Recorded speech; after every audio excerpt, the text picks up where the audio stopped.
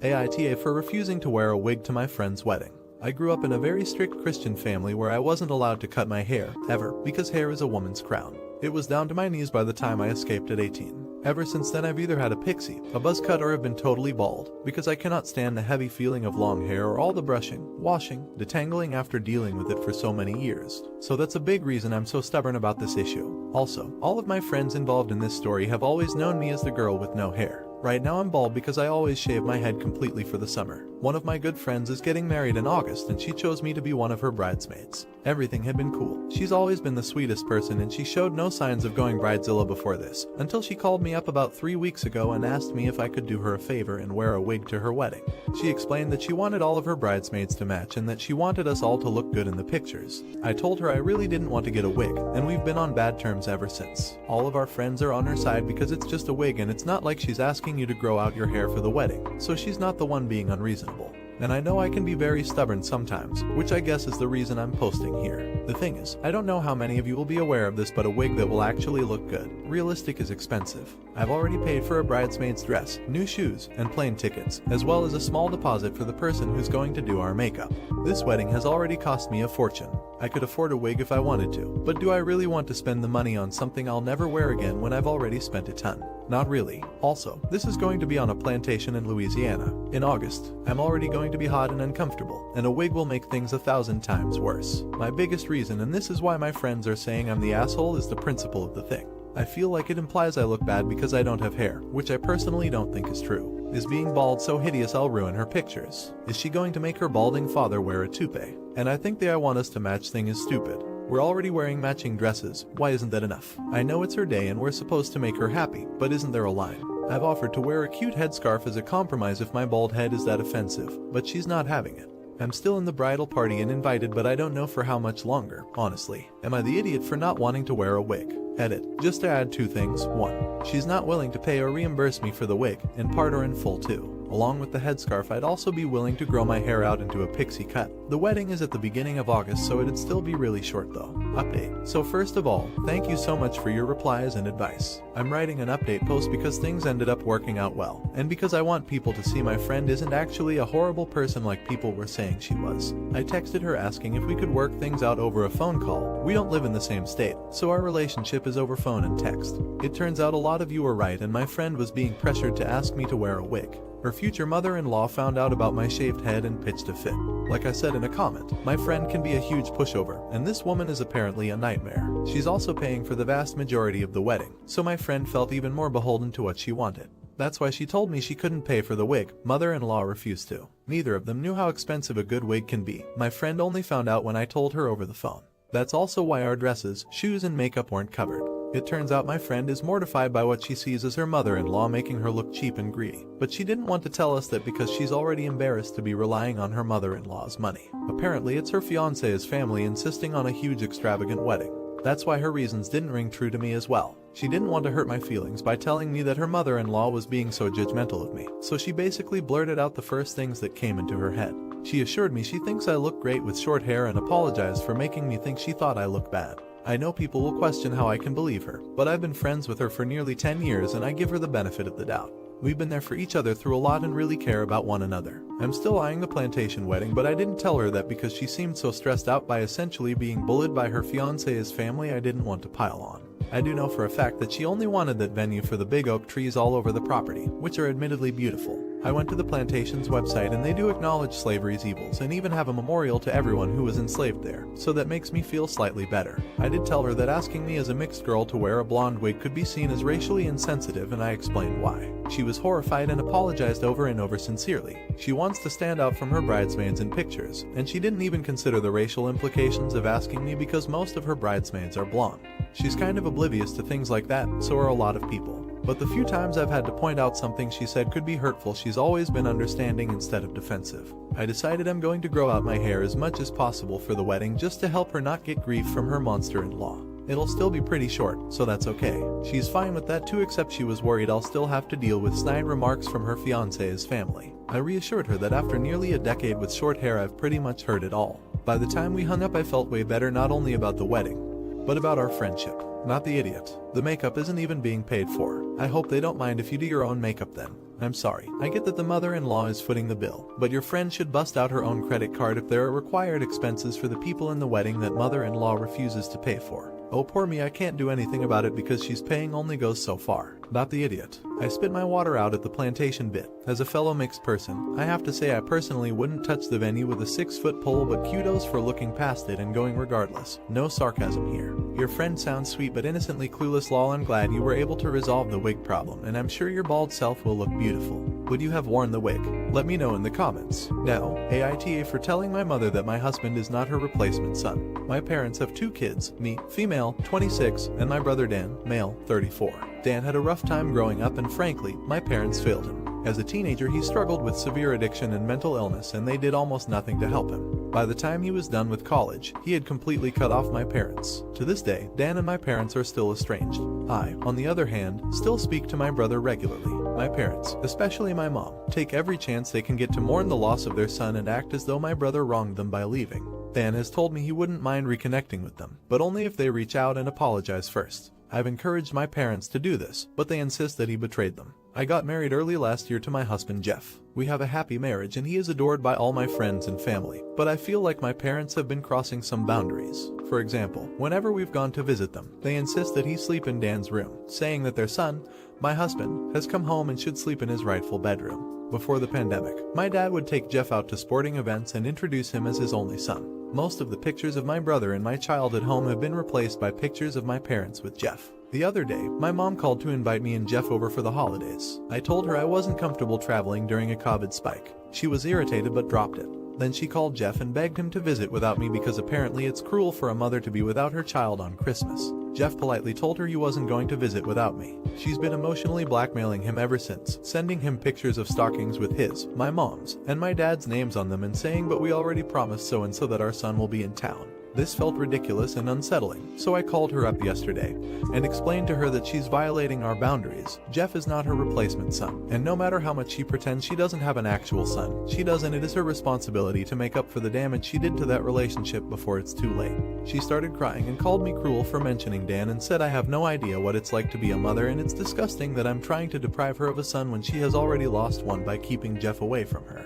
My father agrees with my mother and Jeff agrees with me, though he doesn't like to rock the boat and thinks I should apologize anyway. I thought I did the right thing, but now I'm really not sure if I went too far. Am I the idiot? Edit. Thank you all for the support and advice. I appreciate it so much. I haven't been able to sleep, so I've been reading every comment. I don't know if I have the emotional energy to post in Just No Mother-in-Law yet, but I'm reading a lot of what's posted there and already feel less alone. My tentative plan is to arrange for me and Jeff to get individual therapy and maybe couples therapy later on. We're going no contact with my parents for a while. I'm also planning to invite Dan to stay with us over the holidays. I have a lot to make up for and I want to spend as much time as I can with him and let him know he's loved. Edit 2. Also, in response to the people pointing out the gross incestuous implications behind this, with the way my parents talk about me and my husband. Most people who didn't know me growing up assume that I'm their daughter-in-law and Jeff is their son until one of us corrects them. Update. I want to first express my gratitude for everyone who commented and messaged me. I was raised in an unhealthy environment, and as such I was very out of touch with what normal family dynamics and boundaries look like. The support, the resource recommendations, and the respectful criticisms have all been invaluable to me as I've begun to confront what I've avoided for a long time. People have messaged me asking for an update. Well, I'm happy to share good news. My husband and I went no contact with my parents as many of you suggested. We have also both started going to therapy. We have only had 3 sessions each, but I can definitely say it has been a total relief to process things that I have been bottling up my entire life. I already feel like I can understand myself and the clusterfuck I grew up in significantly better. Kinda kicking myself for not trying it sooner. Jeff has felt the same way with his sessions from what he's told me. Under professional advice, we are holding off on couples therapy until we do a few more individual sessions, but we hope to start in the near future. Now for the main good news. My brother Dan is spending the holidays with us. After taking health precautions, he drove up last week and is staying with us past New Year's. Having Dan around has been incredibly special for me and Jeff. Dan and I have been making up for so much lost time, and I've never seen him smile so much, and it warms my heart. I did tell him about the situation with our parents and Jeff before he came. It was hard to hear, but Dan has a really strong support system and seems to be processing it in a healthy way. He's coming up on 7 years sober now. I was finally able to apologize to him for not stepping up as a better sister earlier in his life and enabling our parents' abuse. He said he doesn't blame me, but I still want to show him through my actions that I will always be there. My parents have been pretty much losing their poop this entire time, especially when they found out Dan is with us. As a people pleaser, I'm proud of myself for being firm and maintaining my boundaries. Right now my heart is filled with more love and joy than it has been in a long time. I know life won't always be like this, but my brother is safe and healthy and happy and knows he is loved, and that is everything to me. I am sincerely appreciating what I have. Anyway, happy holidays everyone. Thank you again for your help. Much love to all of you. Lesser than 3 edit. Wow, all of your comments and messages have had me happy crying all day. I did not expect such an outpouring of love and support, and it is making an already beautiful holiday season even better. The compassion you all have shown us means so much more to me than I can even say. And thank you for all of the awards. I have been showing Dan all of the comments congratulating him on his sobriety, and he wants to say a heartfelt thank you. Emotions are running high in our house today. This Christmas Eve is one for the ages, not the idiot. Congratulations on your new, shiny spine. You're on your way to being a healthier and happier you. Good for you. Just be careful, because some parents, once they realize that they are being stood up to, escalate the behavior. So beware of retaliation, not the idiot. I'm glad the situation is working out. Reading your last post, I was shocked that your own parents would rather you spend the holidays alone so they can spend time with your husband. That's seriously so messed up. I know your husband doesn't want to get in the middle of it, but in time I would honestly see if he was comfortable explaining that them asking only him to visit was inappropriate and hurtful toward you, and if they insist on treating his wife that way, then he doesn't want a relationship with them at all. Would you have cut them off? Let me know in the comments. Now, AITA for not telling people my missing cousin is staying with me right away. It is the middle of the night, and my phone won't stop ringing because of my family. To try and keep this short, my cousin Jake got out at about 4 or 5 days before his 18th birthday in the summer. His parents, my aunt and uncle, made arrangements for him to be sent to one of those awful camps that claim they could cure him. A kid in his community was forced to go and came back and was clearly not well, so Jake didn't want to go. Jake ran away from home and jumped from one family house to another. His folks didn't file a missing person report because they didn't want to look bad to their neighbors. They just told them that he went to that camp willingly. He disappeared in the middle of October and turned up in my city a week later. After making sure he was safe to bring home, my wife and I allowed him to stay. He didn't want me to tell the rest of the family for a while, because those people at the camp kept showing up to take him. I made sure to talk to a lawyer, who assured Jake that they cannot take him. 3 days ago, he told his parents he was here. A few hours later, those damn camp people showed up, but they were unable to take him.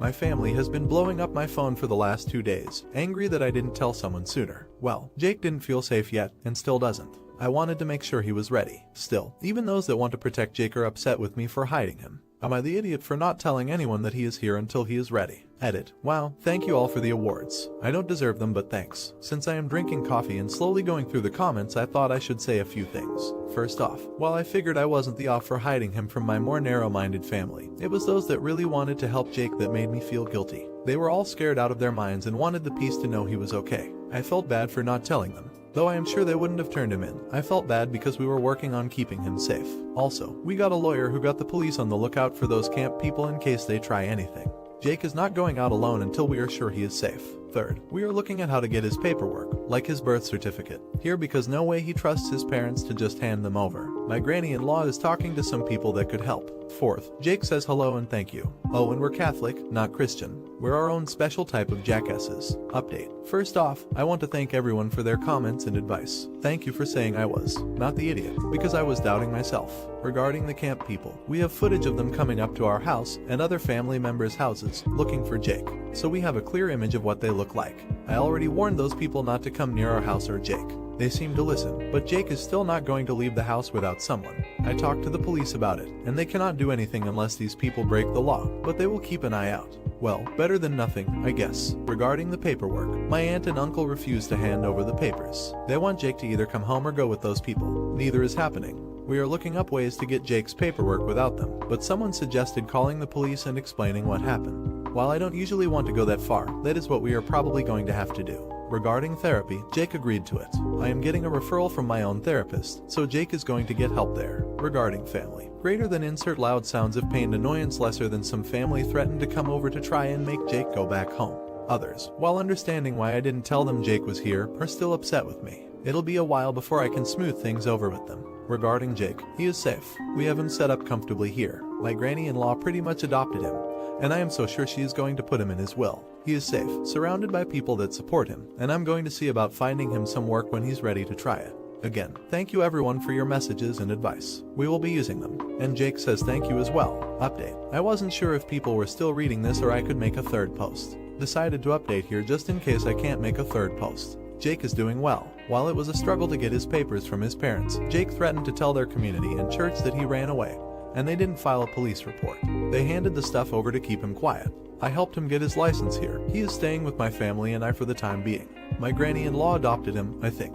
She is quite fond of him. He has a job, is in therapy, and we found out his ex-boyfriend's parents were the ones that spilled the beans about him being gay. He is an ex because he sided with his parents, so screw him. But, despite everything, he is going to be okay. We are not worried about those camp people anymore. He is safe. He is well and says hi, not the idiot. Look, don't be afraid to use the police to get the papers back. If the parents try to interfere, then they deserve everything that happens. The thing is, nothing is going to happen. Jake's an adult. He gets to use every service any other taxpayer has a right to use, including a judge to put the fear of God and jail time into his parents, not the idiot. Thank you Opus for saving Jake from torture. Conversion therapy is not camp, it is the Inquisition. The number of states have actually outlawed it and called it torture. Your family doesn't deserve Jake, nor did Jake deserve a family that would treat him like something broken to be fixed.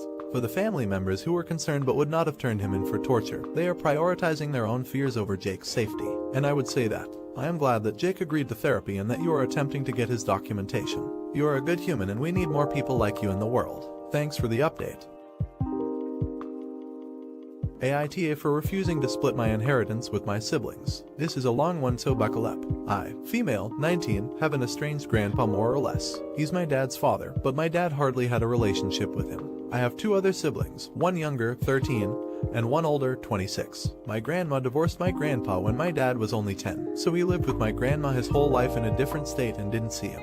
When he got older he saw him a little more and my grandpa started coming around a little bit more as well. He'd stay for a week at a time and then go home. He was an old, bitter man, to be honest. He never got remarried and lived his whole life in his coastal town with the same friends he'd had his whole life. He wasn't pleasant to be around and could hold grudges longer than anyone I've ever met. But regardless of this, he was filthy rich. He owned a successful business that he sold for $1 million.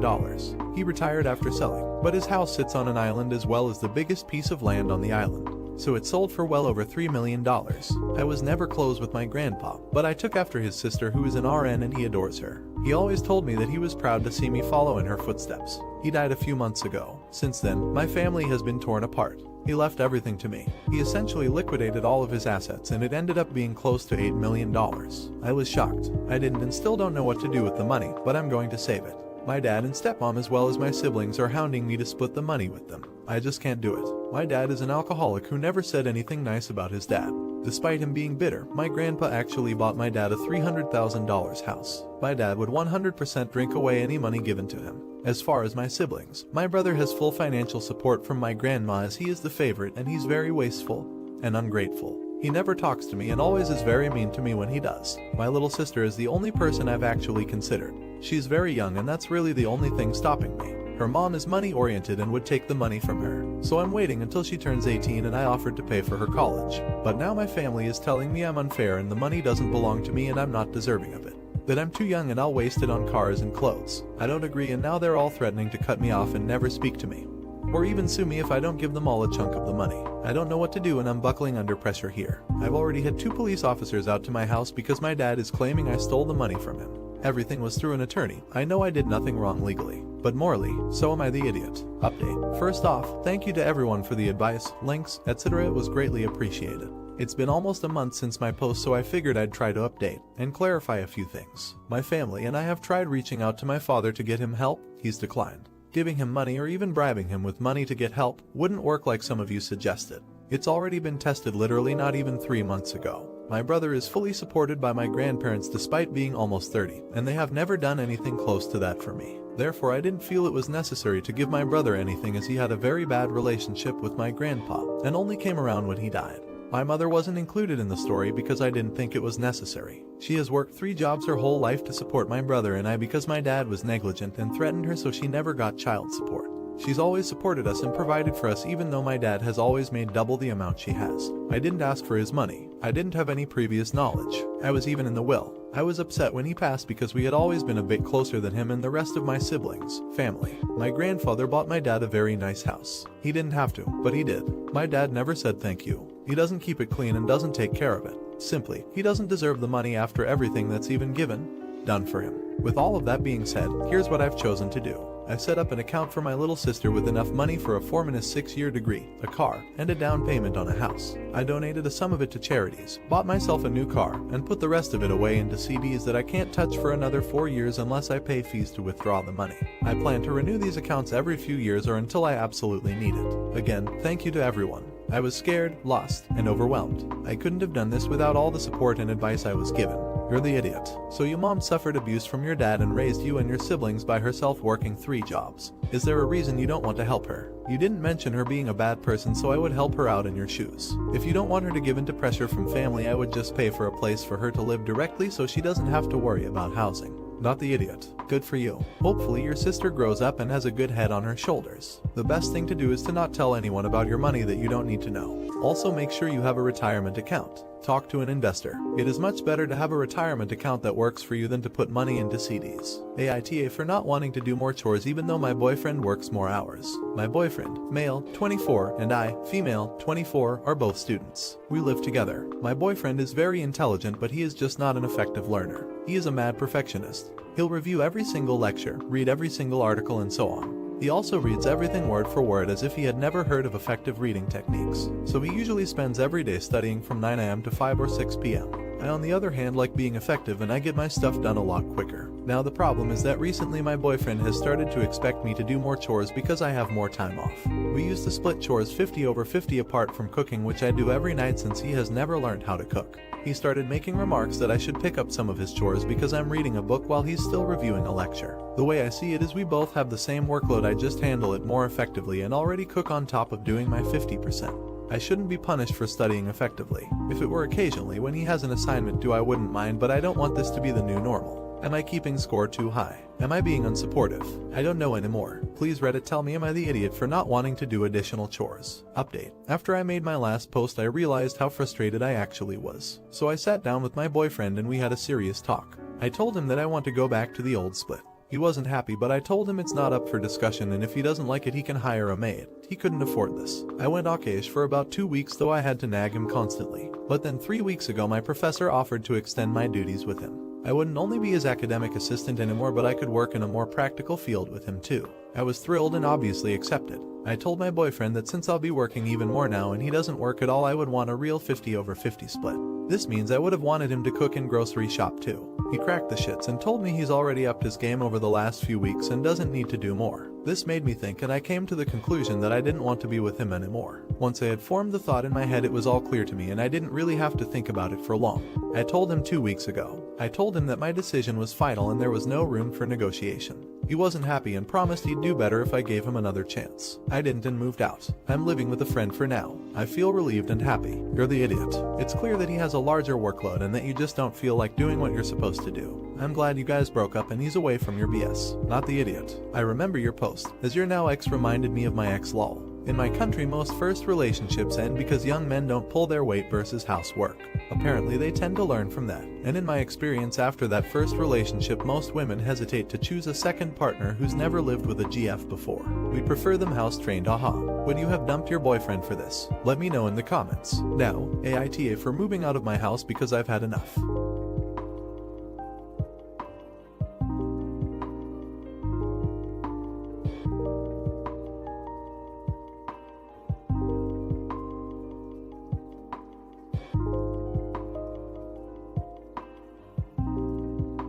So I've lived with my parents up until the age of 23.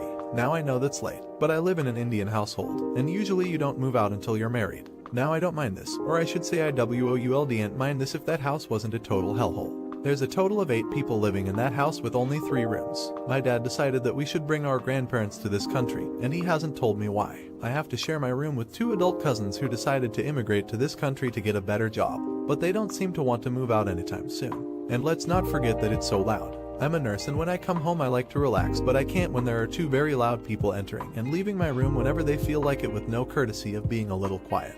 So I decided I had enough. I searched for an apartment near my workspace and found a nice 2-bedroom apartment. I told my parents I'm moving out and they flipped. My dad started yelling at me that I'm not married yet and it would be rude for me to move out before I'm married. My mom started crying, telling me how I could just leave her like that. I tried to ignore them, but they kept trying to stop me, so I told them that I just can't live in a place where I don't get any respect. I've been living in my apartment for just a little over a week, and let me tell you that this was the best decision I have ever made. My brain is no longer exploding from being in such a loud house because I get to control the noise that goes around in my apartment. I can't believe I didn't move out sooner, but my relatives keep telling me that my parents are heartbroken, especially my mom, that I don't care about their feelings. How am I supposed to care about their feelings if they can't understand mine? But I won't lie, I am feeling just a little bit of guilt for leaving out of the blue. Did I make the right decision? Was it okay for me to do that? Edit. For those of you asking, no, I will not be giving them a spare key because that would literally turn my life into hell. They already know my address, but the apartment complex is gated so they can't come in without me saying so. Update. Well, some time has passed now, and I can't say that things have gotten better exactly. I invited my parents over to my new apartment and had a talk with them about how this apartment is the best thing that's ever happened to me and I don't plan on moving back into the old house anytime soon. They remained calm, but after about 10 minutes of talking they suggested something that I hoped they would never suggest. They suggested that I let my cousins, who were a massive part of the reason I moved out, move in with me because, frankly, there's no room left in the house. I never thought that I would do something like this, but after they suggested that, I exploded. I yelled at them, saying that they should have thought about that before I was forced to move out due to my mental health deteriorating. I told them that they are never allowed to move in with me, and I don't have any room for them either. They yelled back, saying I'm being way too disrespectful, and I should watch my tongue around them. My mother started tearing up, but I don't care about that anymore. All the guilt that had built upon me for moving out had disappeared in that moment. I had them leave and told the watchman to never let them in without my approval. So yeah, while the situation did not at all get better, the guilt I had in my heart and mind from the last post is now completely gone because I've realized that Indian parents care not about their children's health, but their status in their families. Cousins' parents suggested they move in with me and they agreed. More. Not the idiot. Good for you for standing up for yourself. Cut contact with any relatives who are harassing you over this. A lot of cultures tell you that you should respect your parents, but I believe parents, and family in general, deserve respect when they give respect. Not the idiot. When the lease is up, try moving to another area so they don't know where you are. Only meet them in public areas and maybe keep your important doc in a safe or safety deposit box. WIBTA if I backed out on buying a Switch purely to spite my siblings. A little bit of background. I, male, 15, work a 20-hour work week along with school and make a fair wage while doing so. I've accumulated a good spending fund along with a savings fund. This is where it starts. Since I've never made a big purchase, I was doing research on something I was really into, the Nintendo Switch. It just became only $300 at my Walmart recently and I was really excited. I came to my mom and asked permission and she said, "It's your money." Sweet, I thought. I can get a Nintendo Switch so I can play with my other friends and even my grandma, who also heard I was going to buy one after my mom texted her. This is where my plan fell before me. I have 4 sisters who are all younger. They have broken 4 Wiis and multiple controllers, which is crazy. I wanted the Switch as my own thing and thought as such because, well, it's $300 and to a 15-year-old that's insane. After hearing it would not be allowed to leave the living room, and not only that, but my sisters could play it whenever, I rethought everything. I don't want to share my console because I know that not only will they not chip in, but they will destroy it. I don't want them to lose games, controllers, have rage fits, and get everything dirty and expect me to pay for more. My mom refuses to even think about me taking it to my room and said it would have to be shared. Would I be the idiot if I backed out on buying a Switch? Edits. I just want to clarify, a lot of people think my siblings are entitled and they aren't. They are little and love playing Mario, and my mom has always been against video games. Only recently my mom has even thought about us getting games. DLCS for games. She also isn't trying to steal my money, but thank you for the concern. Also, I will be going soon to switch banks, but I can't make purchases over $100 on a card for a minor. I live in a big family, so we all share, no selfishness, which I understand, but since I'm getting to that age where privacy is more valuable, I put it up here as I was unsure. Thanks for helping me with this. Also, I love my mom. She isn't crazy or anything. It's just she wants everyone to share everything, and I'm no longer about that. Update. So I took a lot of your suggestions and I went to have a good conversation with my mom about the Switch. I explained how fragile it was, how much the controllers were, and how much repairing it would take. I offered that they could play, but that it could be in my room sometimes and my siblings would have to buy their own controllers to play. She said she didn't realize how fragile it was and that it was literally 10 inches of glass. She doesn't seem to notice I have it in my room, so that's good, lol. She does prefer me to share it, but she is happy to see that I enjoy my new purchase, and since I was feeling happy I bought budget-friendly, pro controllers for friends and family to play with. We love playing Ultimate Chicken Horse and my favorite is Smash Ultimate. Thanks for helping me get through this and get the best outcome. I really needed it. Also, if you recommend any Switch games, if you love to hear. I only have Smash, Ultimate Chicken Horse, and Mario Kart, so fire some at me. not the idiot. Everybody, this is an excellent example of what a simple conversation and honest communication can accomplish. Don't go to your bestie and complain, or your mother, or your brother. Get your house in order. Don't worry about pointing blame. Think your poop through and communicate. My own motto is, say to the person what I'd say to my closest confidant. It works better than you'd think. You showed a lot of maturity, Opus. It could have been very easy for a 15-year-old to lash out and do some stupid poop, like I probably would have. Not the idiot. Glad everything got sorted out in the end. The way you handled yourself was spectacular, and you set a great example for your siblings. Wishing you and your family all the best.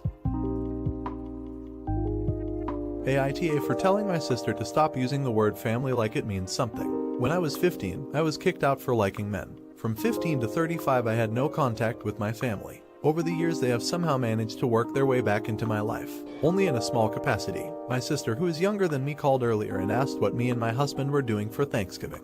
I told her that it was just us and that we were just going to have a nice dinner and probably watch TV for the night and go to bed early. She told me that she was having dinner and that we needed to show up. I told her thank you, but this was the first set of holidays in 10 years that I didn't have to host, and I was planning on staying home and just putting on a fresh pair of pajamas after a shower and not going anywhere. She then asked about Christmas and I told her the same thing. She then asked when it would be a good time to get together. I told her point blank that I wasn't all that interested given our history and that I was perfectly happy with how things were at this point. This was when she got pissed off and started to yell at me, saying that I need to start acting more a part of the family and that I need to let go of the past. She told me that we as family need to try and bridge the gap and move forward in a positive way. I told her no, we don't. We hardly know each other. We are very much strangers. I also told her she needs to stop throwing the word family around like it is supposed to mean something to me. When we started to talk again when I was 35, when our dad died, her and my brother constantly berated me and told me that I needed to just let them deal with everything that needed to be done. I never disagreed with them.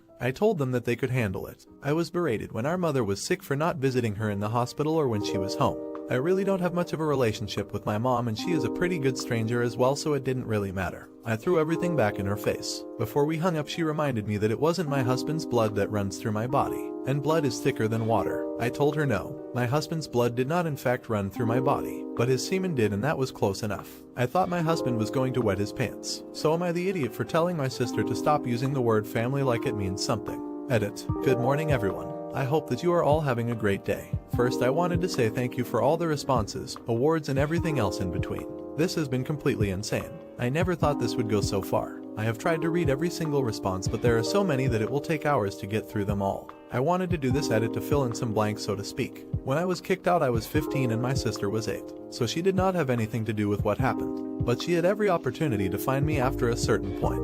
When she was 16 and had her own car, she could have come find me. When she was 18 and on her own, she could have come to find me. She never did. When our dad died, it was a friend of mine who talked me into going so that I could maybe find some kind of peace with what happened all those years ago. She and another friend went with. My husband, boyfriend at the time, had to work and couldn't get the time off. Initially, I was greeted with surprise and thank you for coming, but then with hostility from my sister and brother. If they for a minute thought I was out to get something from them or our dad's estate, they were wrong. I wanted nothing, and to this day I still don't. My siblings have always told me what my place in the family is, which is basically I'm window dressing. I have been told that I have no business in knowing anything about the family finances, family affairs, or anything. I think that they are afraid that I could potentially take something that they want or are supposed to get. A couple of weeks ago, my mom asked me to read over some financial paperwork that she didn't understand.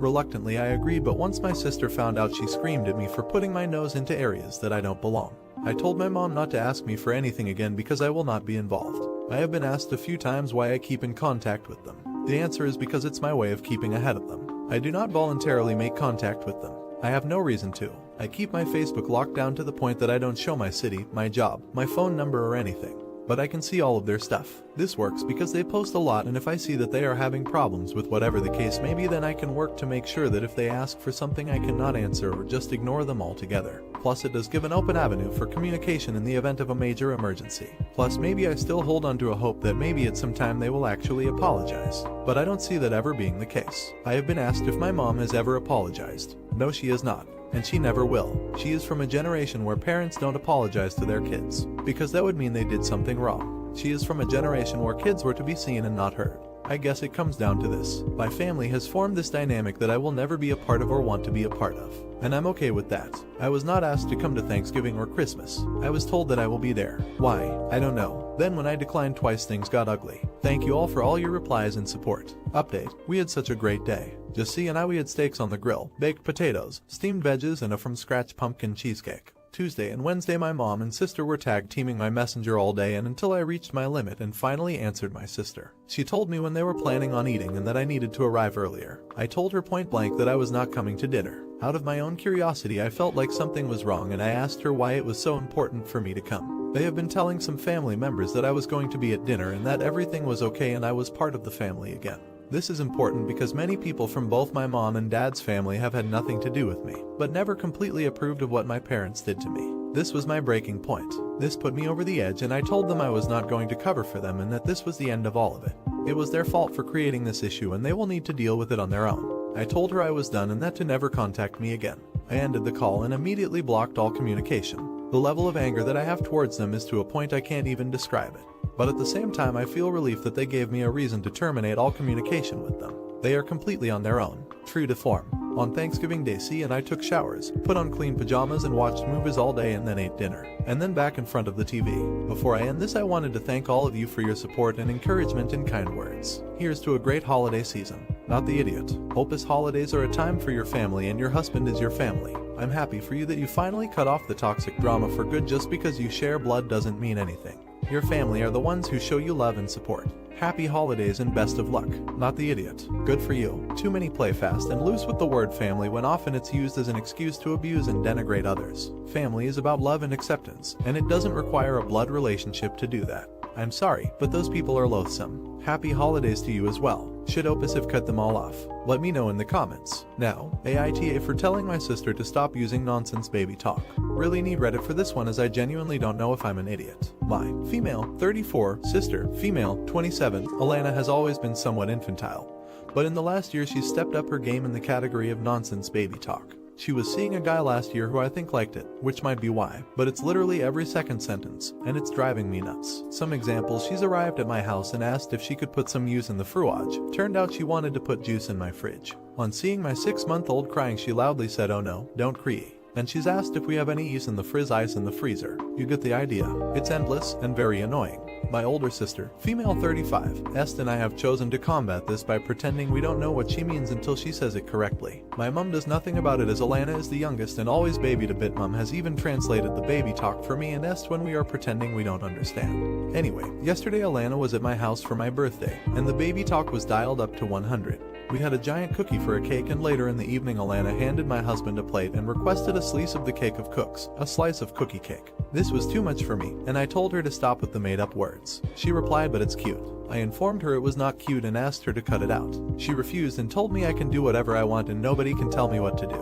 Or something along those lines, to which my mum agreed. I then said that she had to make sure not to use the nonsense words in front of my 6-month-old as I wanted her to learn the right words, which was really just an excuse to stop her from doing it. Alana pointed out that Est uses made-up words with her 2-year-old. Est says tummer instead of tummy, but that's the only one she could think of. I said that what Est does with her daughter is irrelevant because I'm the one asking Alana to stop.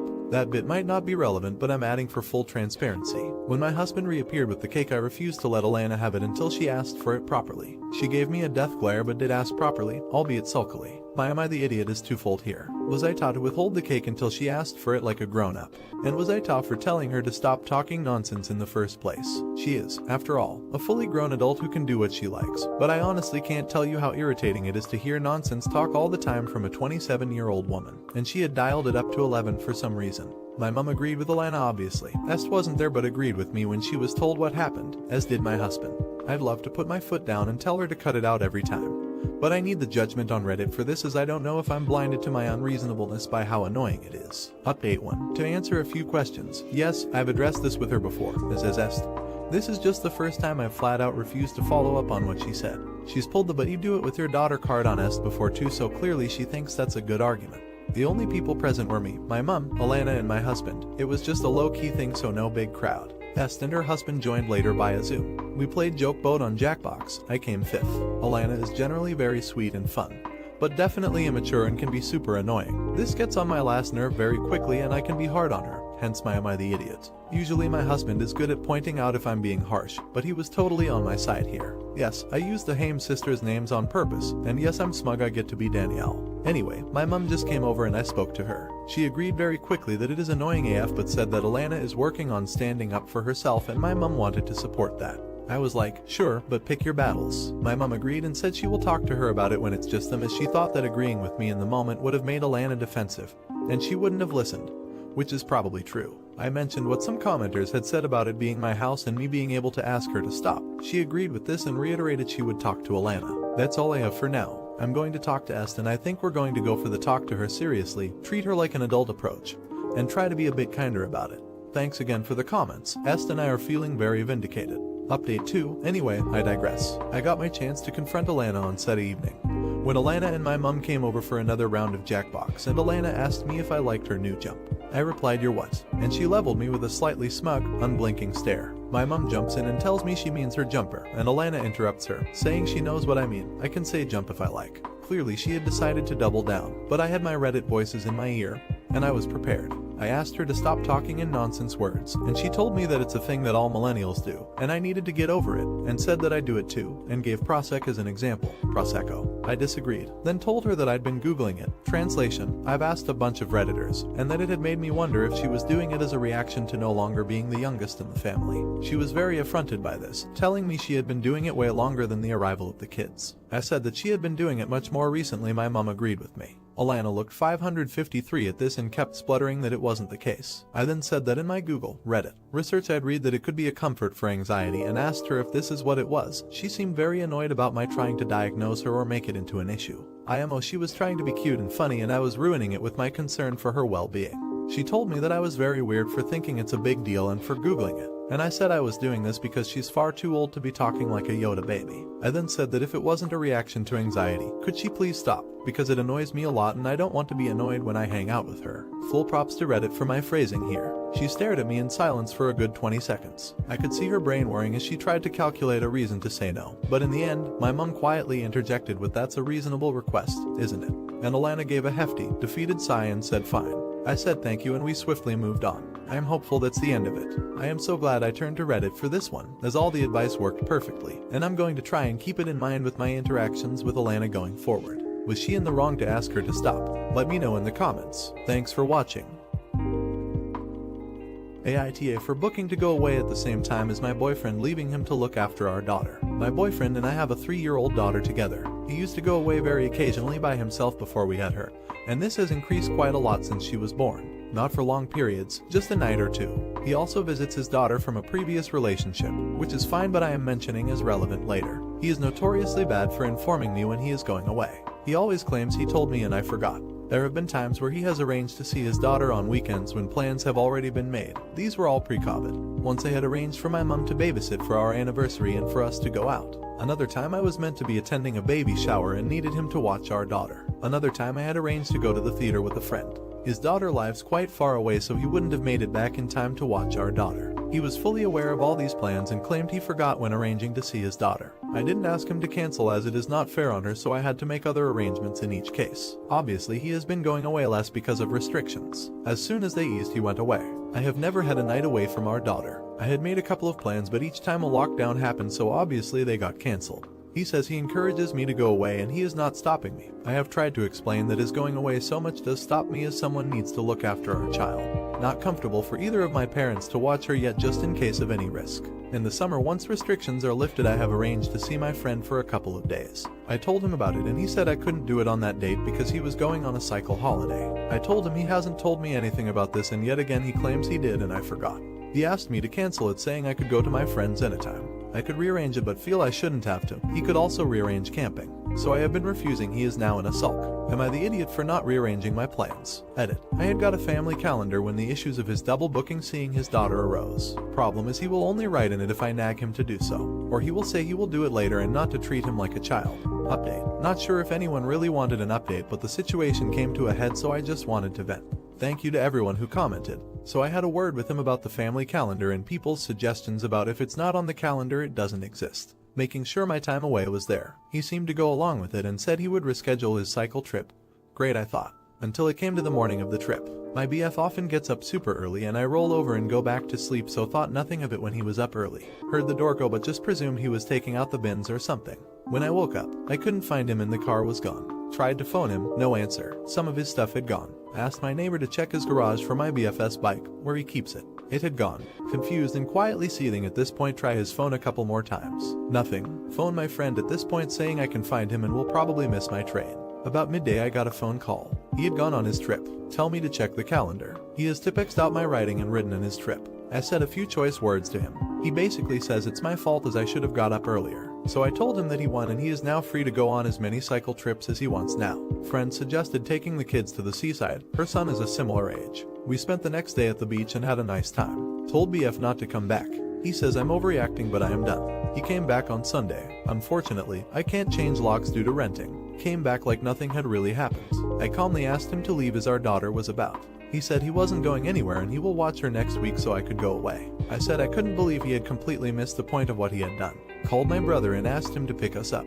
We have been staying there until I can sort out the practical parts of the split. My ex called non-stop and turned up at my brother's house where brother turned him away. He has finally apologized. I said I am still done. I just don't have the energy or the will anymore. Not the idiot. Don't you just love it when the trash takes itself out? The only thing that you need to do now is to make sure you don't bring the trash back into the house. Good for you and thanks for the update. It's going to be a most beautiful day. Not the idiot. Wow, good on you for ending it. What he did was beyond disrespectful. He would rather act like a child than have a conversation.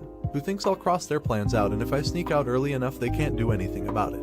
He deserves to be single. Should she have given him a chance? Let me know in the comments. Now, AITA for revealing to my dad's wife the real reason why me and him were never close. My dad practically gave me up to his sister from the moment I, male 27, was born. My mom died when she was giving birth to me, and my aunt told me he never recovered from that because he blamed me for her dying. It hurt a lot as a kid that at family events he would ignore my existence. When I was a little older he got more vocal about me killing her and he can't stand to look at my face. You can imagine the amount of therapy that put me in. I used to go to church crying because I was scared about going to hell for doing that to my mom. That's how much his words freaked me up.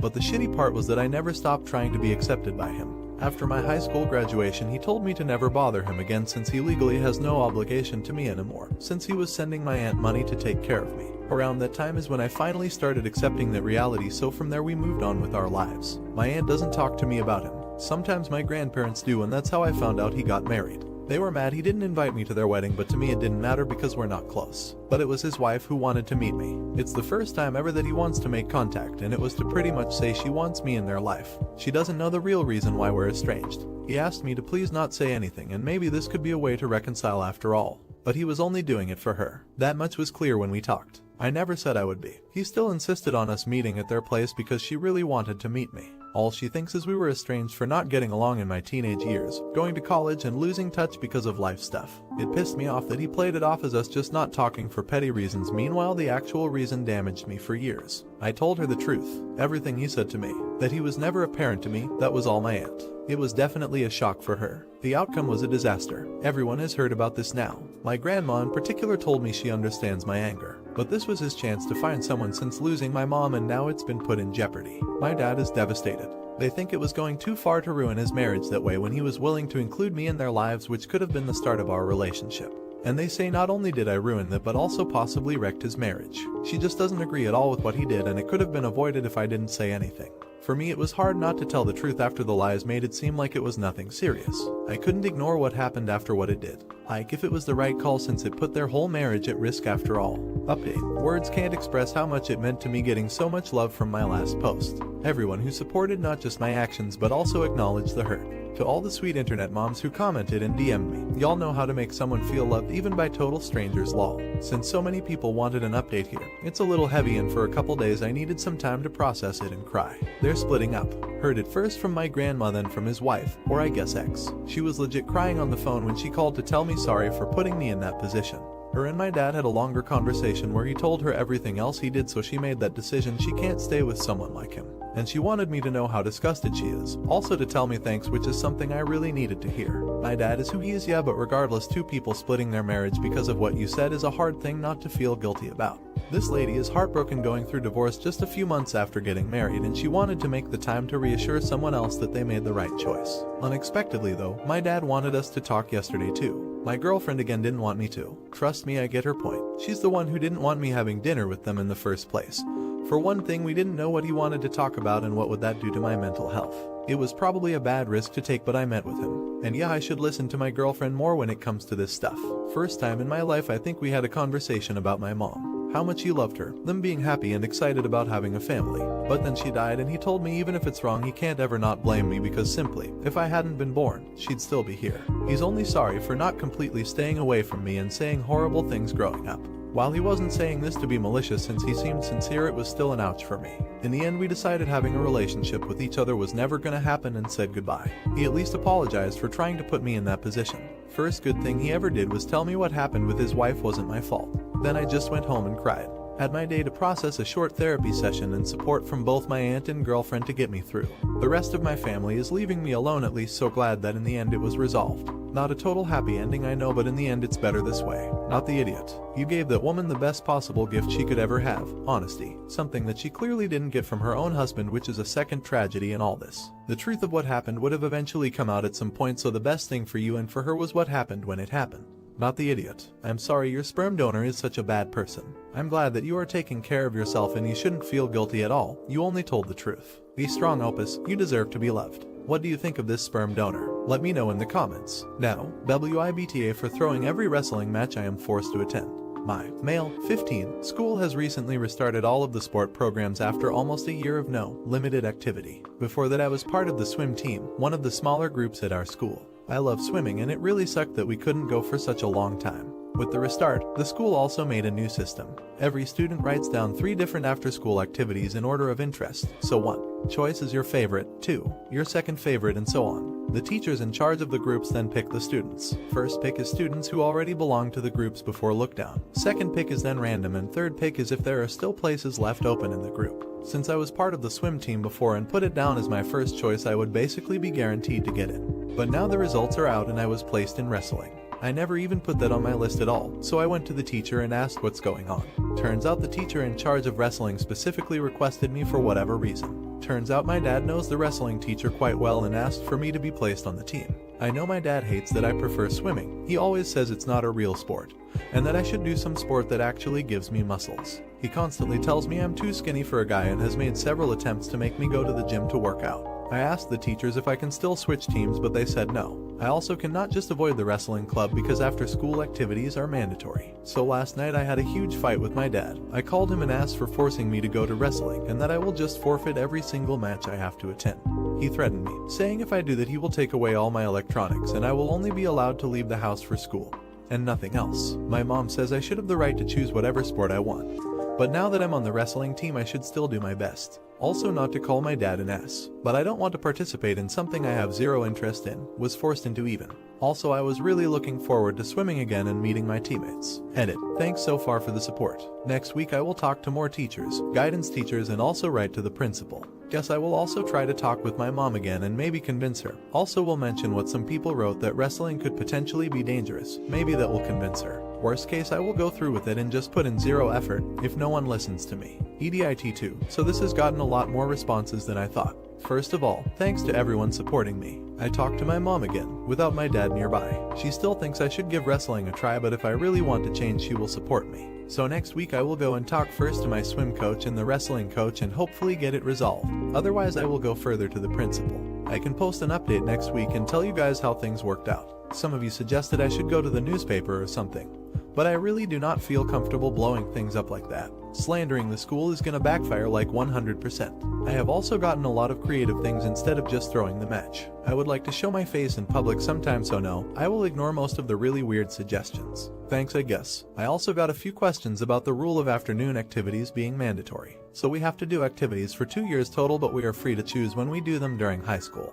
We can choose between a lot of club activities offered by the school, not just sports, but all kind of activities. Music, art, reading, writing clubs, gardening, or even game design. School club activities are always free, and if you require financial assistance like an instrument or so, I think you can also get financial aid.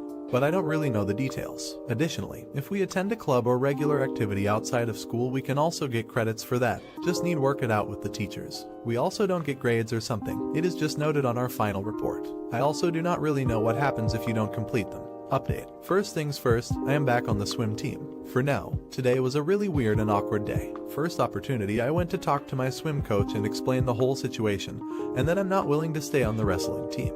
He was pretty mad at my dad as well as the wrestling coach, so he took me to the secretary, explained the whole thing and asked her to change the list. She was in turn quite mad, because apparently the whole system is a big mess. I'm not even remotely the only student who was misplaced. So then the secretary called in my homeroom teacher. There were a lot of accusations. I was just standing there feeling awkward. Really weird to see 3 adults being mad at each other. In the end, I was basically told by all 3 to just ignore the whole thing and that I can just join the swim team if I want to. I figured that was it. Until the end of school day, then the wrestling coach had me come to his office. He gave me a long talk about how disappointed he is, how he had high hopes for me, blah blah blah. I told him I really don't care and that he was a jerk for just ignoring what I want to do. To sum up, wrestling coach mad at me, homeroom teacher mad at me for complaining, swimming coach mad at school, and my dad is probably gonna freak out when he hears that I won't wrestle. Oh well. Lastly, I want to thank all the people that encouraged me to stand up for myself. You had a lot of good advice, and some really weird advice, and some really terrible but funny advice. Thank you all. Small update. Mom told Dad about the switch as he came home from work. He has so far completely ignored me, not a single word. Actually a nice outcome, I guess. Last update. I wanted to add a last point here. Last night, I had a talk with my dad and my mom. It was awkward. Dad apologized for the wrestling thing but also said he wants me to grow up strong so that I can defend myself. He says swimming won't help me when I get in trouble. I was really confused about that because I never have been bullied or gotten in trouble or something like that. Mom later told me that my dad used to get bullied a lot in high school, so he started working out in college and that helped him a lot. I guess he wanted me to do the same. It's really weird at home at the moment, but I guess he is not a complete ass. Still kinda, but I don't know.